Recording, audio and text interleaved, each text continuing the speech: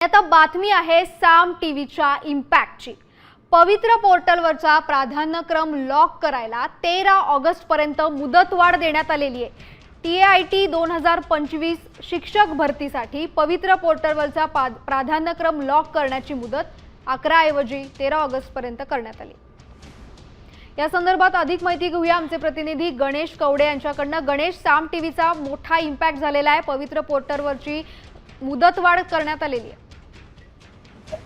नक्कीच ज्या पद्धतीने खरं तर पवित्र पोर्टलवर आहे ती 11 तारखेपर्यंत आहे ती नोंदणी करण्यासाठी ही मुदत देण्यात आली होती। मात्र या वेबसाईटवर ताण पडत असल्याचा साम टीव्हीने दाखवण्यात आलं होतं।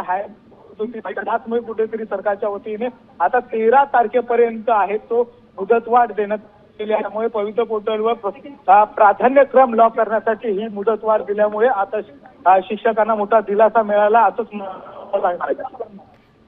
गणेश, धन्यवाद तुम्ही दिलेल्या सविस्तर माहितीसाठी। तर पवित्र पोर्टल प्राधान्यक्रम लॉकसाठी आता मुदतवाढ करण्यात आलेली आहे।